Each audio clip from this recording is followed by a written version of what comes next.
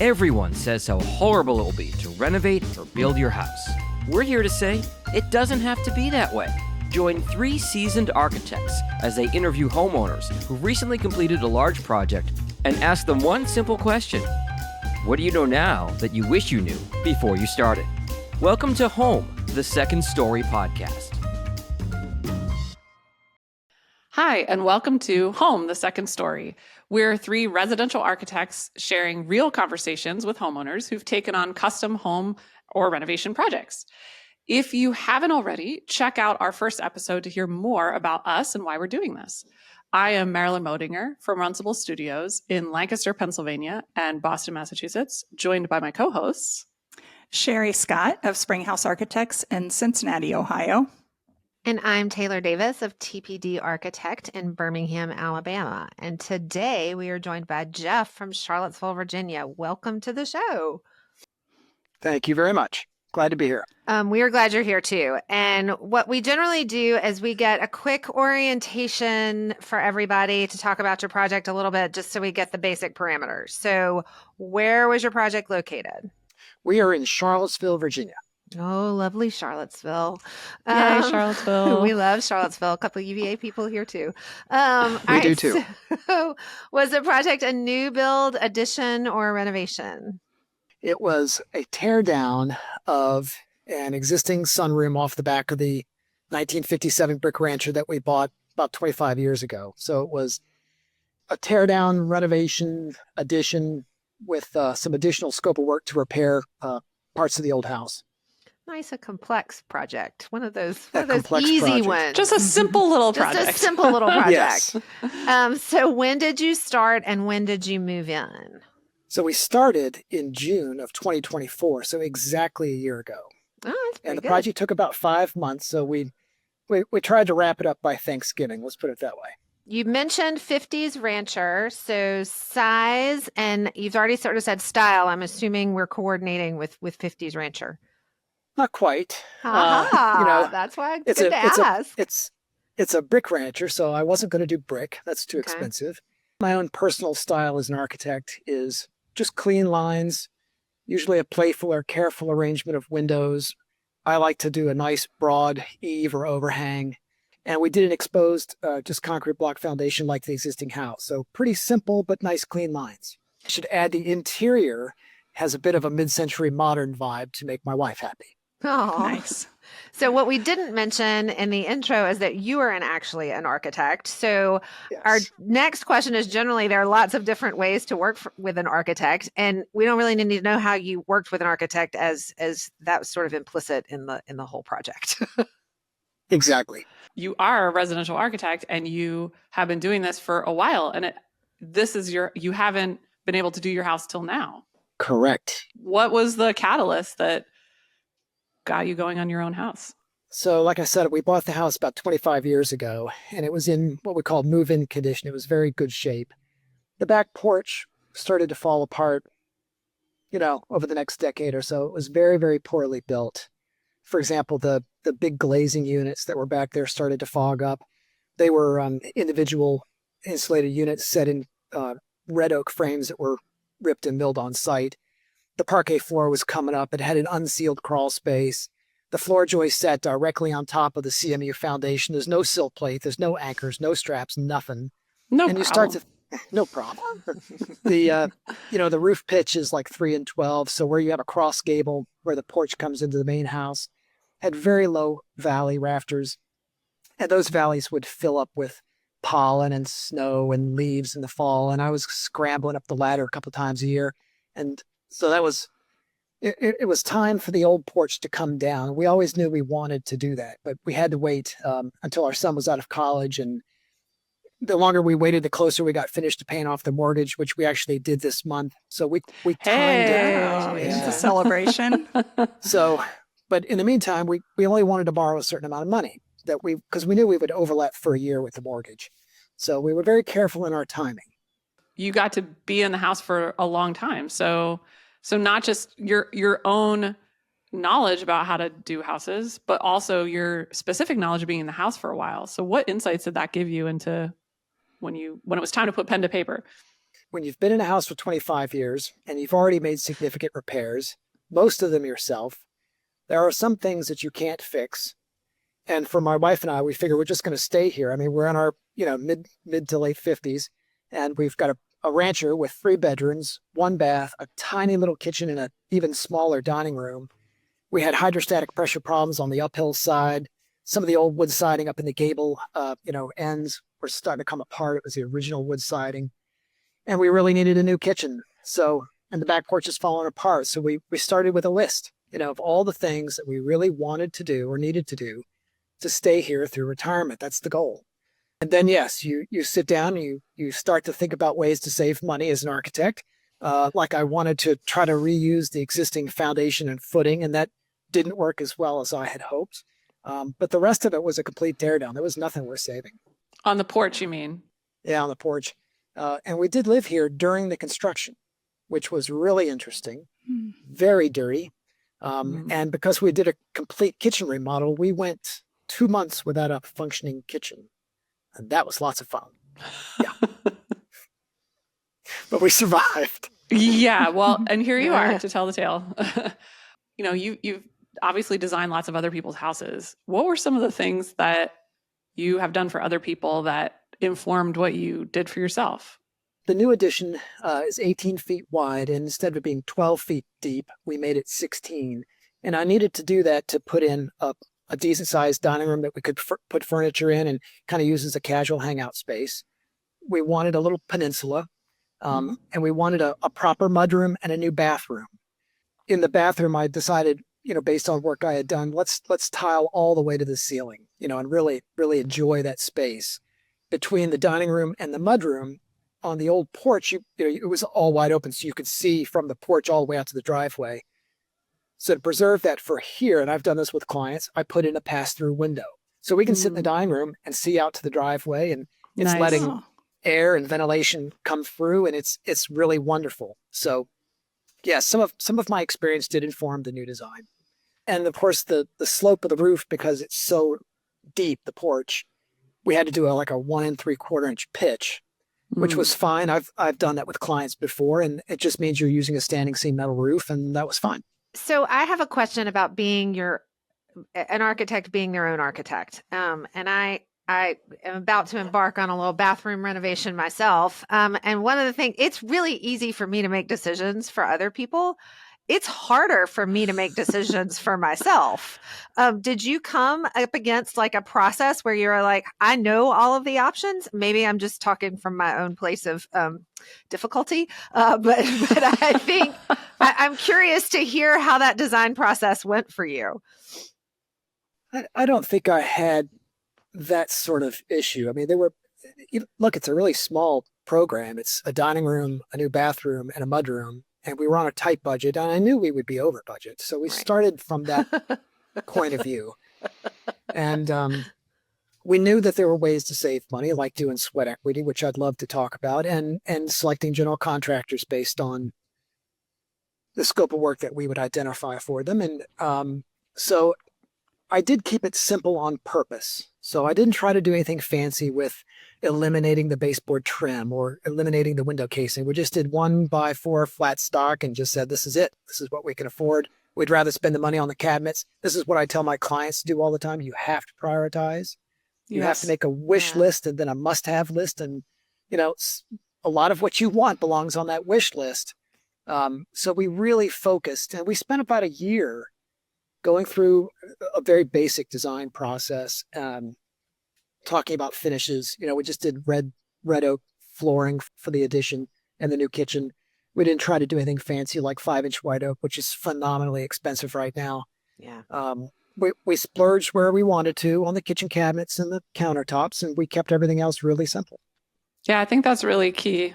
Well, and I love that you said it took you a year to go through this quote unquote small addition for the design process. I mean, I think that's really telling a lot. When we talk to homeowners, a lot of times the expectation is that we can design it in a couple of weeks and we're good to go. Part of that was, my schedule, my wife's schedule. Sure. Part of that was trying to find a builder. Yeah, let's talk about that. So I think we talked to maybe 3 or 4 different builders. We started off with one I was very comfortable with. realized we probably couldn't afford their overhead. Did you already know all of these builders from your practice? No. So the first one I knew, the builder we ended up hiring was one that I had met and interviewed with for a client years ago, but never found a chance to work with. Mm-hmm. And I'll tell you about him in a second. And then one or two in the middle were smaller firms that I had, come across or either got recommended from, people in my contact list that we would have felt comfortable with. But in the end, the builder that we hired has a really interesting business model. He has a $1,500 a month flat, project management fee. And then he puts 15% on top of all the subs work, which is pretty standard around here, somewhere between 15 and 18% standard. Yeah. So what he represented to us was a significant savings in the project management fees, which for my clients, I typically see in line item number one in general conditions is, $50,000, $60,000 for the in-house manager and another $60,000 for the site supervisor. So I'm looking at $120,000 to $130,000 right off the bat for each one of my clients. And so you just say, well, you can't do that on a small renovation job. Right. I know that you said one of the other things that was important to you with finding a builder was finding someone who would work with you in the way that you wanted to work. So you wanted to do sweat equity stuff. Like you wanted to get involved in certain line items and scopes of work. So You said want to get involved. I was going to say maybe want isn't the right word. Maybe we needed to get involved. Necessitated. Yes. Necessitated.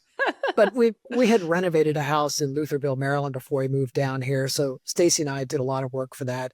And then over the 20 plus years that we were here, we did everything, or I did a lot of the really heavy stuff. I sweated copper pipe and I replaced siding and I laid tile and I've replaced all the plumbing fixtures, all of the light fixtures. We did a significant amount of work to this house. So we were not unfamiliar with the amount of time and skills that would be required to do it. So we really banked on that, honestly, that we would pull some scope of work out away from the general contractor and do it ourselves. We just didn't know how much or what it would be until we really got into it and into the thick of it. But this general contractor, we were very grateful to him because he was willing to let us do that. And there's pros and cons to that. One is that you're getting mixed up into their schedule. He's got the plumbers, the framers, the electricians. He's got all those guys' schedule, and you want to stick yourself into that schedule. You can really make a mess of the schedule doing that, and cause other problems. You said you were going to do X, Y, Z, and it's got to be done by Friday because on Monday the plumbers are coming, and you can't get it done. Then you've messed up the schedule. There were a lot of nights where I was, after dinner, would go and put blocking, like I installed the blocking for the niche in the shower, and I did the blocking for the medicine cabinet in the bathroom, and I put blocking up where the framers forgot to put it up for the cabinets and for the coat hook and all the other stuff, and just on and on. So we were over budget as expected, about $50,000, more than we wanted to borrow because interest rates didn't come down, and so we pulled about $50,000 out of the scope of work, and Stacy and I either did it ourselves. We went out and got competitive bids on countertops and other materials. Mm-hmm. I bought a lot of materials myself, all the trim package, all the plumbing fixtures, all the lighting fixtures, anything I could buy, I bought myself. Gravel for the driveway when we redid that. Or I found subs and hired them directly. So we did all the above. One of the items on the list that we made of repairs that we wanted to make was the uphill side of the gable end of the house on the driveway had hydrostatic pressure problems, and we were getting water in the basement. Every time we got one of those multi-day 3-inch rains, water was coming in, and it was just unbearable. What we had them do was completely excavate all the way down to footing. I power washed and scraped the foundation myself because that was missing from the general contractor's scope of work between the waterproofers and the excavator guy.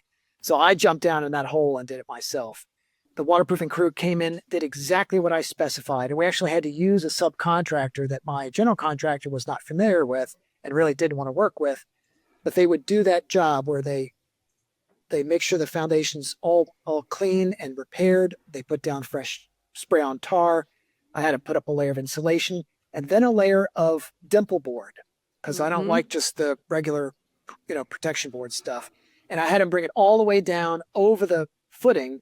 I also had them put on a bead of really thick tar, but at the cold joint, which is the bottom of the foundation wall on top of footing, because that's where the water pressure was coming through. So that was something that I detailed very carefully, and we did have to use a special sub to do it. And then that entire benched trench was filled with gravel and 2 drain pipes going out. The other part of that project was to lower the driveway on the side yard by about 14 inches. So we're a little bit downhill from our neighbors, about 2 feet. And when we lowered it, it got even worse. And where we had a small stone rubble wall that was kind of a low retaining wall between our driveway and the neighbors was now suddenly about 30 inches. So we came back with an idea. A friend of mine, a structural engineer, had used at his house to put in a Gabion wall system. So that was another piece of the scope of work that I did myself. I bought about 7 tons of gravel to level out the driveway, which I did myself. We ordered the Gabions, about 54 foot long, 18 inches wide, 2 feet high.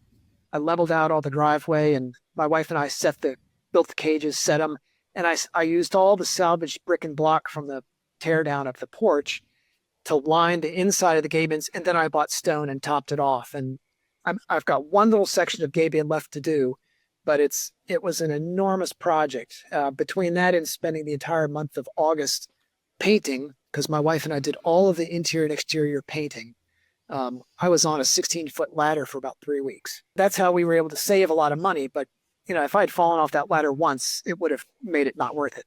Yeah. Can you explain to our listeners what a Gabion wall is? Because I don't know that everybody knows what that is. Sure. Well, if you're on the coast and you know what a crab pot is, right? A crab pot's a big metal cage.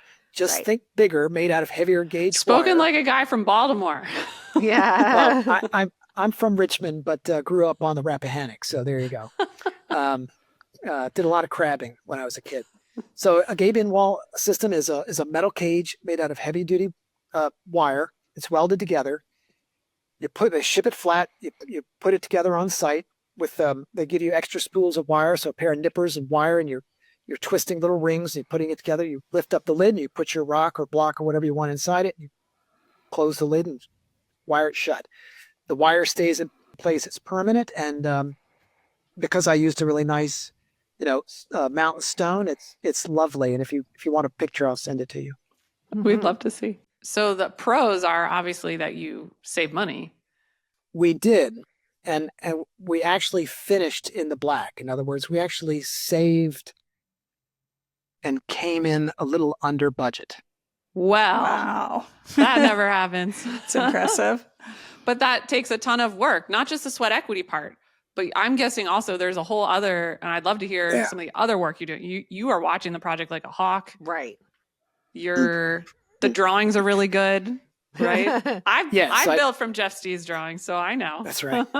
I'm rather well known as doing a very thorough set of drawings. And like I said, even though the scope of work was quite small, yes, I did framing details and some of the things.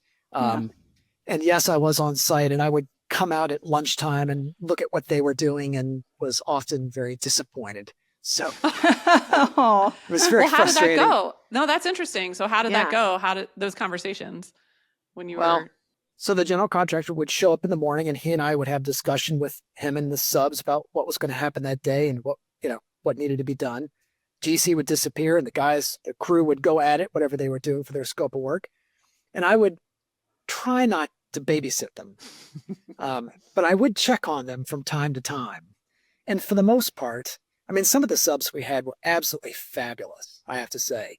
But there were 2 or 3 that really did not do a very good job. There was one I almost fired, and there was another one I should have fired, but he was like 95% done with his scope of work, and there's no way I'm going to find another one of those guys, by Tuesday. So you just have to.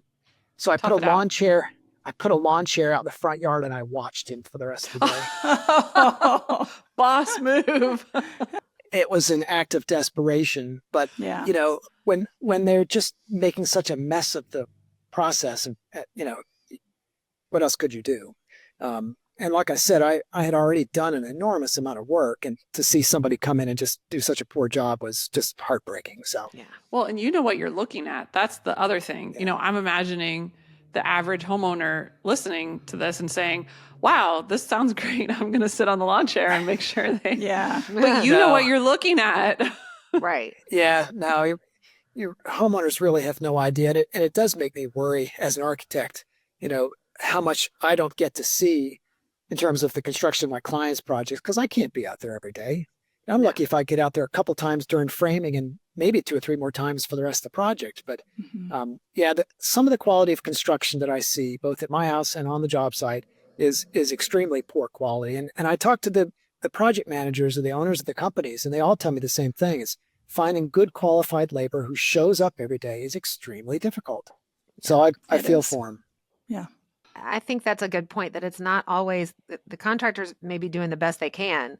But we have a real labor issue, and that's all across the country. And skilled trades folks are tough to come by, and the ones that are good are expensive. And that's a really hard needle to thread. Well, and we have had for a while too. Like the shortage is not new. No, it's not It's new. not like a since COVID thing. It's No. As long as I've been in the business. Right.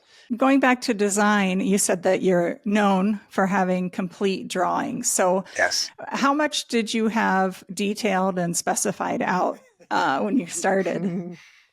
So I do framing drawings, and that's so I can make sure ductwork and plumbing is going to work.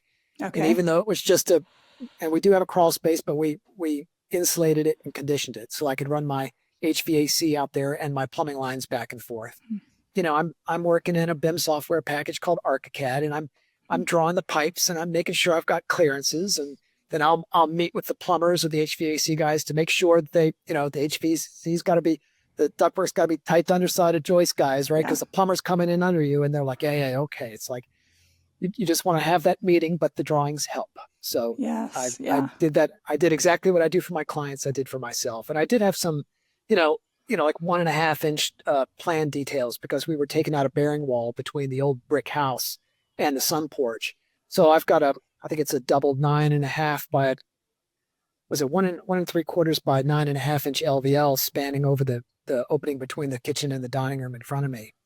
And, I ran it by a structural engineer just to make sure my deflection was okay. And, I've got a PSL column, picking up the end. And so how that was going to sit on my foundation, which is it's a CMU, but it has a very strange concrete bond beam. So, it's something they did back then. I see it quite often in the houses around here. But, I did some section details and some plan details. And then how does the low slope interface with my low slope stick built, house, the roof on the old house too. That's great. And then how did selections go? Especially at what point did you bring your wife into the project? I involved my wife in every phase of the project. Good answer. There we go. Not a single fixture in this house was selected without her input. Mm-hmm. And then she really picked out the cabinets, and we looked at a couple different countertops. We ended up with the Silestone Seaport, which she loved. Originally, we kind of looked at the Alberine Soapstone. The quarry is just south of us. Mm-hmm. I have a piece in my house, Jeff. I had him bring it up. I have scraps that I bought from some guy's backyard in Buckingham County that we put in the bathroom. And so and there's scraps in everybody's backyards as stepping stones. Yep. But the new material that I saw in the showrooms had these really unusual kind of rusty looking specks in it. Mm-hmm. And I asked one of the showroom sales reps, I said, what is that? They said, that's pyrite. But it didn't have the look that my wife and I wanted. And it was the most expensive, product in the yard. Yeah. So the Silestone, even though this was one of the, the more expensive colors that they offer in their product line, it was still less expensive than the soapstone. And then for other colors, the one place my wife and I disagreed on was the paint color. She saw some lovely blue shade, and this was kind of prior to picking out the cabinets final. But once we had picked out the cabinets and the countertop, and it was all starting to come together as a palette, and she said, "So we're going to paint the walls blue?" And I said, "No, you can't paint it blue. So I told her to go back onto the website and do a search for what color do I paint my walls if the cabinets are wood. And sure enough, it was like a cream or a beige or something. And so I used the power of the internet to my advantage to persuade my wife to. None of us have ever done that. That's never happened. We've never done that. It's called, it's Benjamin Moore's Windswept. It's lovely.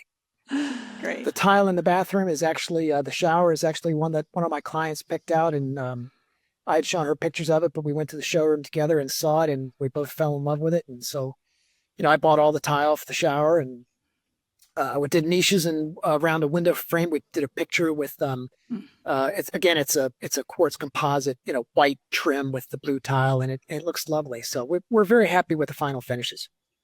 So you had shared that at some point, some of the subcontractors were not doing the work that you wanted to do. I kind of wondered what your relationship with the general contractor was at that point. Was he open to you helping, or how was that relationship?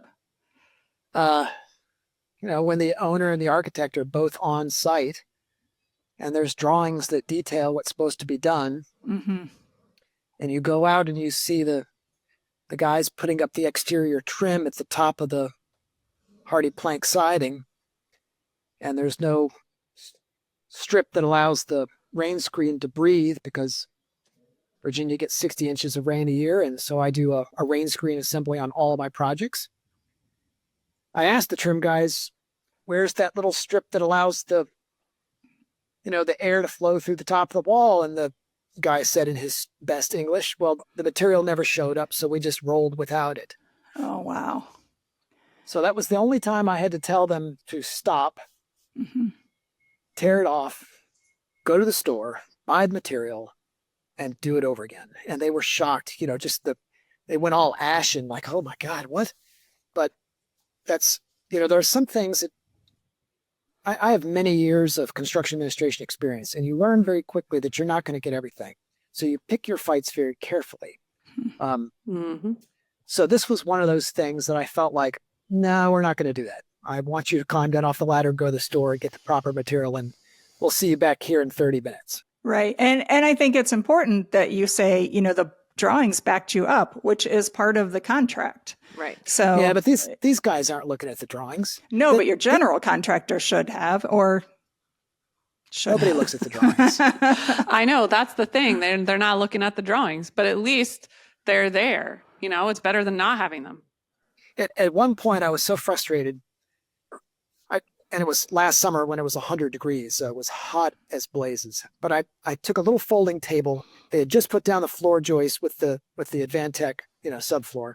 And I put the little folding table in the middle of the floor, rolled out my drawings, put 2 bricks on the end, and I left it right in their work zone so they would have to move my drawings before they could start the day's work, as in, these are here for you, right? Mm-hmm. I did have a few moments or a few times where I would open up the drawings to show them something, and the framer guy would sort of nod and say, okay, yeah, we can do that or something. But yeah, it was very frustrating, and I see this all the time on my clients' projects as well. What's wild though is I've heard it said that, okay, well, they don't look at the drawings, so what's the point of the drawings? We just shouldn't have them. And I'm like, no, they don't look at the drawings, so we should make them look at the drawings. Not, oh, well, that's just a speed bump that we should just remove from them. And that's really silly. That's really, really silly, because as Sherry's saying, and as we all know, the drawings are actually the contract between the owner and the general contractor. That's what it is. They're called contract documents for a reason. And I think that the more that's drawn in there, the more that is understood that that's the case, that's important. But yeah, it's not a reason to, oh, they don't look at drawings. Oh, well, then we shouldn't have drawings. Who cares? No, wrong answer. They're so used to doing what they did on the last job. And maybe on the last job, there wasn't an architect. So they do what they do, and they're used to use the same materials over and over again. So yes, it's always good to have drawings. It's always good to have material and appliance schedules. It's always good to have some basics. I'd like to do my specifications right on the drawings. I don't put them in a separate document that can get lost. I do everything I can for my clients to make sure that what we want is on those drawings somewhere. Because that's what they're paying for. That's what you're paying for. Well, and it should be what the contractor priced. I mean, that's the other piece of all of this too, is that the drawings should be what the subs use to create their pricing for all of those, and what the general contractor used to do his pricing. So to sort of abandon ship with drawings, if you've used them correctly at the outset to get construction costs, to abandon them for the actual construction, you're sort of left not knowing what you've paid for, and to a certain extent, and that can be really dangerous. And one of our challenges was when we got the estimate from the builder, and we were, like I said, we were about $50,000 over budget. I could look at some of the line items and say, well, that looks really high. Interior trim at $14,000 is we don't have any crown molding. I'm doing a flat stock 1x4. That's ridiculous. So, but you don't know as you get into it whether or not when that scope of work is finished, if you're going to get a bill for $14,000 or $12,000. And so that was really the impetus for my wife and I to start, as we were going along, figure out what scope of work do we want to take on? What do we have time to do? What can we pull out? And is it something that we feel comfortable doing? But you really have no choice. Or we really felt like we had no choice. It was either that or you were going to run out of money before the job was over. So did you do stipulated sum or cost plus? It's cost plus. It was cost plus. Okay. I mean, I think that's a question because people have that question a lot is, how do we what kind of contract should we engage in with our contractors? Should we do it as a stipulated sum? Should we do it as a cost plus? And there are pros and cons to all of them. I mean, we see a lot more cost plus too. So, but I think that's an important question. The inside joke, of course, is that a lot of those line items are padded out either by the subcontractors or by the general contractor. Yeah. and so you never really know what the cost of construction is going to be. This is the part where I admit that. So y'all listeners have heard me say before that I have worked as a general contractor. So we are actually on a call we're doing this podcast today with Jeff, who was an architect who I built for. So yeah. So like And you're making an admission here. I'm making an admission. So since we're almost out of time and we have to go, we can't tell any horrible stories. I also just want to say too that from the contractor's perspective, it's all about who's taking the risk. So in the fixed price, the contractor's taking the risk. So yeah, everything's padded out because you're taking the risk. You don't know if that's what it's really going to cost. And you have to say before you're into it that trim's going to be 14 grand. If it comes in at 20, you're eating that 6. Yeah. Right? But if it comes at 11, you've made an extra 3. So for the owners to have that peace of mind that they have a fixed price comes at a cost because now the builder's assuming the risk, and the opposite is true. So the time and materials or cost plus puts the risk on the owner. And I think it's important to neither one is perfect. There's reasons for going for either one. Right. And similarly, since we're all architects, it's very similar with architectural fees. That's right. If a client asks me for a fixed price or a not to exceed amount, I have to give them a number that's higher than what I think it's going to be because I don't want to lose my shirt. That's right. And you also don't know how difficult the project will be. Challenging. What challenges are around the corner. That's right. Exactly. And by the way, I have not yet met a client who every single client I talk to says, I'm super decisive and we have lots of time to meet. And this is going to be really smooth and we're really dedicated to making decisions quickly. Mm-hmm, mm-hmm. And you know what? I believe that most of them really do believe that. They do believe everyone that. Is coming from a good place. People are not trying to, but the reality of it maybe is slightly different. But Taylor started this conversation out, when it's your project, it feels different. Mm-hmm. It really does. Making those decisions just get harder. And I think that's why, we're excited to have you on, Jeff, with your unique perspective. And I guess, we sort of alluded to some of these things already, but I'd like to hear, knowing what you know now, would you have done anything differently? Sort of going through that whole process, would you do anything differently? Yes, although hindsight's wonderful when you're in the thick of it and you're trying to get sub-scheduled and you've got to make decisions. And at one point I ordered a toilet for the new bathroom and it showed up on time, broken, and I had to get another one. It's a whole different ballgame when you're trying to do this on the fly. So yeah, that's the caveat. But sure, if I had to do anything over again, I think we might have gotten more bids on, say, the cabinets. Just getting one more bid would have maybe saved us a little bit more money. Or, when I saw some of the contractors doing work that I thought was substandard, I didn't want to jump in because I thought it's okay. It's, but I really wish in some places I had jumped in and said, no, stop what you're doing. Think about it. But that meant I had to be on site all the time. So it's always a trade-off. For sure. The real benefit to being the homeowner architect on this is really going to be for my clients, because I feel like the experience was invaluable. Amen. Yes. Being here, and I've got a client now that's was planning on staying in their house while they did a complete gut rehab. And, I had to tell them, look, you have no idea what you're thinking about doing here. This is going to be really, really difficult with the noise and the dust. And so that type of experience is something I'll be able to share more effectively with my clients. Yeah, I found that too after doing my own house, that I had just a whole new perspective. It feels different. Intellectually that your clients are writing really big checks to the contractor, but until you do that, I don't know, that was wild, like watching that much money go in and out the door. And, it's different when it's your own. And I'm really glad to have that experience to carry forward for my clients in a very visceral way. Yeah. Right. And just going through the loan process, right? And yeah, absolutely. Like interviewing builders, the whole process was very beneficial. There is one story I want to tell about the project that when I was project managing that I built for Jeff when he was in Batesville in Virginia. So just along the lines of watching the contractor. So I was the contractor. So I was watching my concrete sub. And I don't know if you remember this story, Jeff. So maybe this will be the first time you're hearing it. Maybe I never told you. We're gonna do it live. So you had given me a set of drawings and it was for pricing or something like that.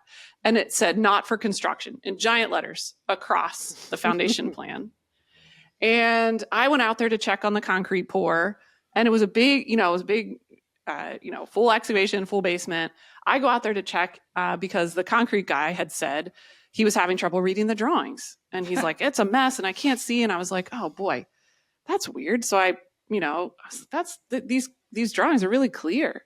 So I go out there and he's got the pricing set in his hand and he goes, I can't read the dimensions.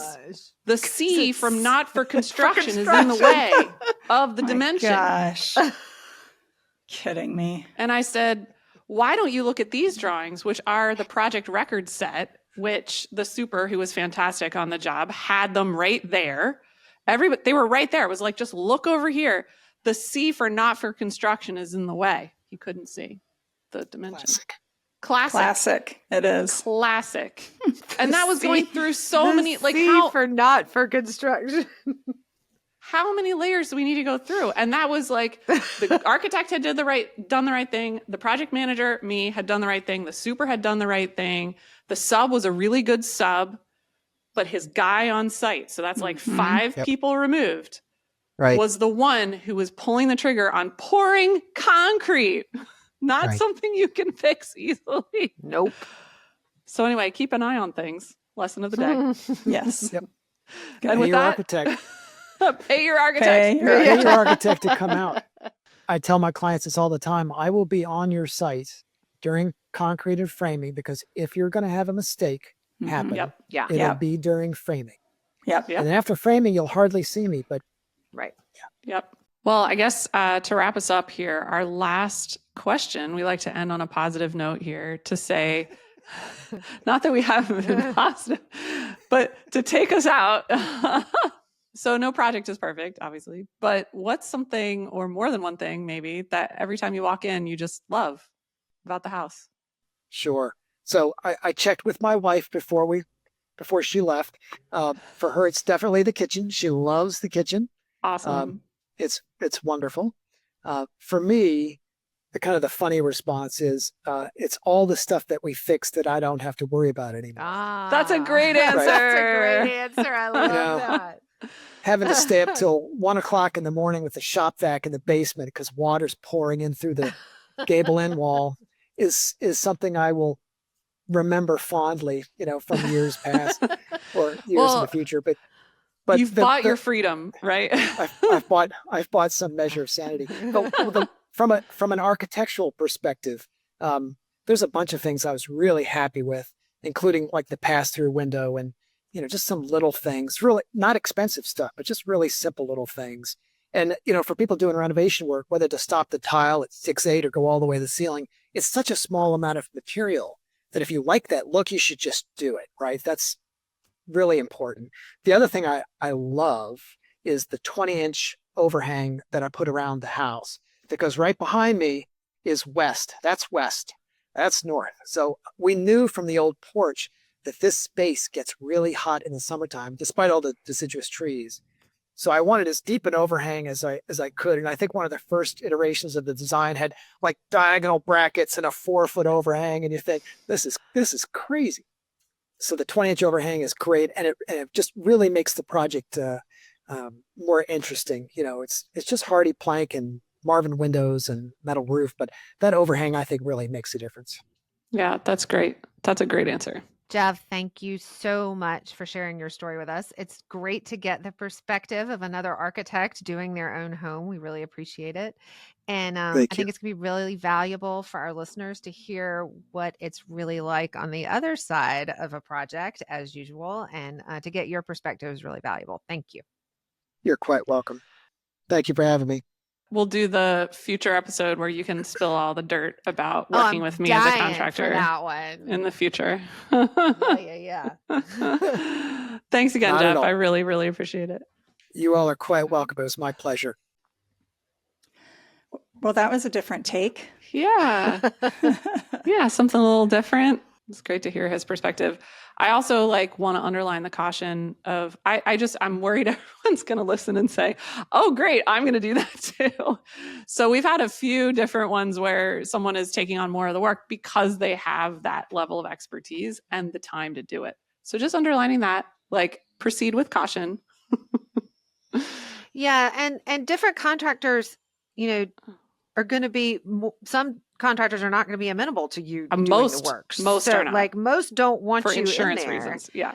Right. And honestly, we really put kind of a hard line with our own work, and ask that folks not be their own contractors, because a lot of times that puts the onus on the architect to be the general contractor, and we're not licensed or insured to do that. So it's going to, if that's something that's really important to someone, you really have to vet out your team pretty carefully. Still, though, I was very interested to hear Jeff say something that a few of our interviews folks have said at different times, which is to not be afraid to jump in. Yes. Yeah. This is a recurring theme. And so Yep. we've heard this a few times at different times. If you see something, say something. What's the worst that's going to happen? They're going to say, oh, that we can't do that, or oh, this or that. But it's your house. Say something. I don't know that I would recommend getting a folding chair and putting it in the lawn, but you definitely should say something. Yes, agreed. There have been times, though, that I think that might not be a bad idea. I As had an a architect, roofer do that. I have definitely done the equivalent of that, which is basically be on site for all day. Show up at random times. When it gets to that point. When it gets to that point. Yep. Mm-hmm. Something else I wanted to just bring up that we kind of got into, but I just want to really underline, is the concept of getting a quote from a contractor that says per drawings and specs. Not, so a lot of times the contractors will rewrite and say, electrical like this and this many, this much tile and whatever. No. Do not. It should say per drawings and specs, this date, these drawings. That's what the estimate is based on. If they rewrite it, then you're getting whatever they wrote, not the drawings and specs. The drawings are the central thing. It shouldn't be your responsibility or even your architect's responsibility to go back and check a written scope of work that the contractor comes up with based on the drawing. That's two levels that's not appropriate. No, so we've already done the that contract drawings are the contract drawings, and that's what the estimate should be based on. And that's what honestly you've paid for your architect to provide you, is something that can be used as part of the contract. That's part of our responsibility and our fees, that we want to be able to do that. So that's a really critical piece, I think, is that the written scope of work. And we've had a couple of incidents with contractors where I have said, we can't use this person because they don't use that clause specifically in their contracts. Yep, absolutely. One thing I liked about what Jeff said about one of his favorite parts of the house was that he's fixed all the little things that he now doesn't have to worry about. Yeah. You know, when you renovate a home and you're all these little things, like when you renovate, you get everything done and you just get to live in your house and it's all done. And I like that they they've been in the house for a really long time, Yes. and that they made that decision to stay there and didn't do a huge renovation, like a small addition. They just made it just right for them. Well, and had to spend serious money on like the non-fun, not sexy stuff, like whether it's waterproofing or, you know, that kind of stuff. Like that's not fun, but that's what's going to make the house maintenance free for the next however many. You can't have water coming into your house. That will eventually cause the house to have major problems or fall down. So when we talk about the stuff you can't show people at dinner parties, and that a lot of times that's like the most valuable stuff you can do is the stuff that you can't, that when you're walking people through the house, you can't point to it and say, look at my fabulous new waterproofing on the outside of my basement, you know, God, this HVAC, this new 5-ton unit is spectacular. Like, no, you can't do that. But that can be really the most valuable part of a project. You're protecting your investment. I mean, for most people, their home is the most expensive thing they own. Yeah. And it's really kind of wild when people are like, oh, let's do this cheaper thing that's inside the walls or in the foundation so that I can have fancier cabinets or countertops, which is not what Jeff said, but this is often what we hear. And you're like, okay, well, that's like buying a really nice car and then neglecting to put it in a garage or just letting it, never washing it or whatever. Like you can't just buy the expensive thing. You need the things around it that keep it in working order. Yep. So. Thanks for joining us on Home, the Second Story. If you'd like to come on the show and share your story, email us at admin@htssspodcast.com. We'd love to have you as a guest. For more inspiring homeowner stories and tips, we'll see you next time. Thanks for listening to Home, the Second Story podcast. Feel free to share this episode with a friend. Contact information for all three of our architects are in our show notes. And don't miss future episodes. Follow or subscribe to our show for free in Apple, Spotify, YouTube, or wherever you're listening right now.